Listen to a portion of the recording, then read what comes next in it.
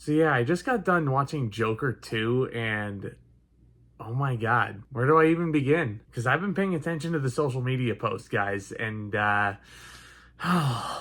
this drive home, I think I've come to the conclusion that I kind of despise this movie. Like, I'm serious, like, holy So yeah, Joker Folie Deux was once again written and directed by Todd Phillips, who brought you the first one from 5 years ago. Once again stars Joaquin Phoenix, reprising his role as Arthur Fleck / Joker, a role that actually won him the Academy Award for Best Actor 5 years ago. This is important. And you also have Lady Gaga coming in, joining the fray as Harley Quinn. I guess you can say that Lady Gaga is putting on a Joker face.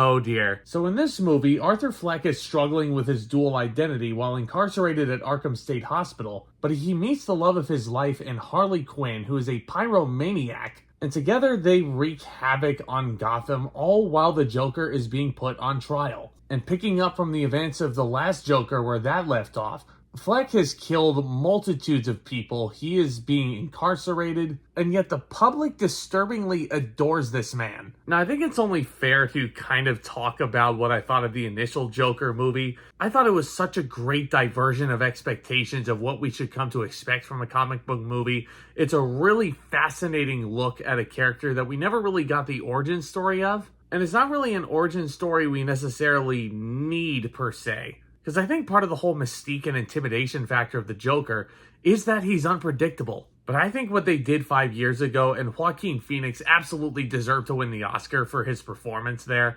so damn great.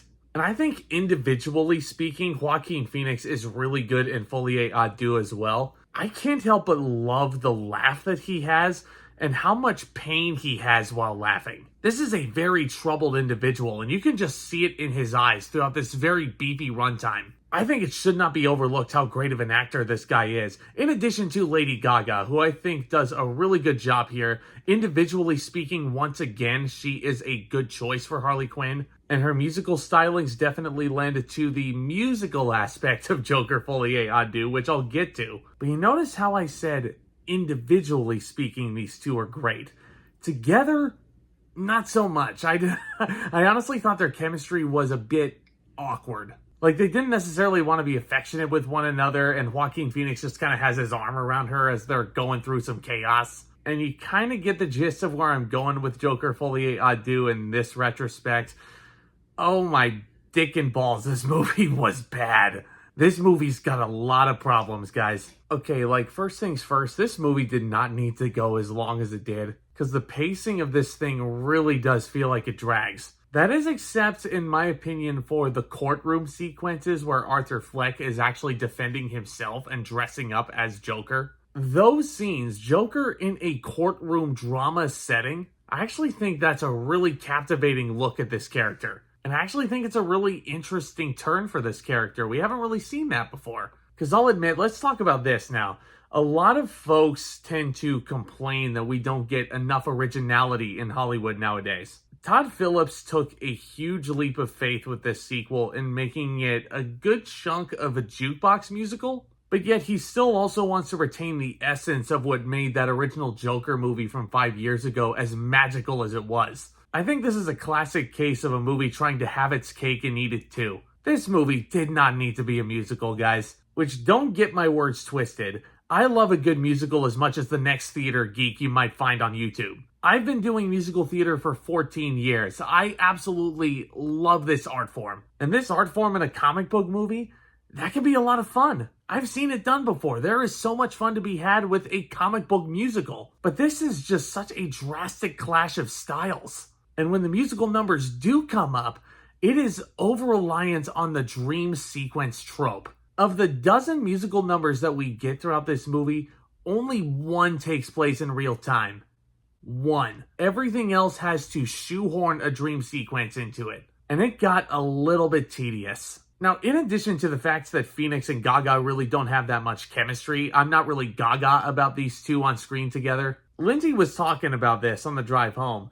But a good chunk of Harley Quinn's mystique, per se, it comes from the fact that she kind of goes insane after she falls in love with the Joker. Like, this is a normal girl next door, and she just descends slowly deeper into the dark side the longer she stays around the Joker. When you first meet Harley Quinn here, she's already deranged. Like, there is nowhere else for this girl to go. And it almost feels like this movie wanted to include Harley Quinn, give Lady Gaga a big payday, which there's nothing wrong with that. But it's almost like there's no arc there anymore.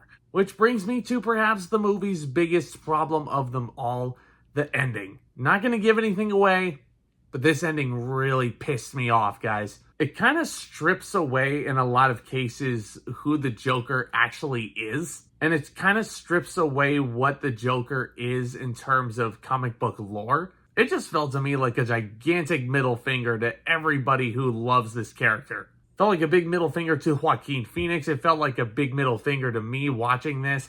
Probably felt like a big middle finger to everybody who's seen this movie up to this point, because I'm sure a lot of you have. Whew. And I don't even want to hear anybody defend this and saying like, oh yeah, there's like 10 different DC timelines going on right now, so we had to get rid of one. Think about this. That original Joker and the ambiguous ending that got, so freaking ingenious.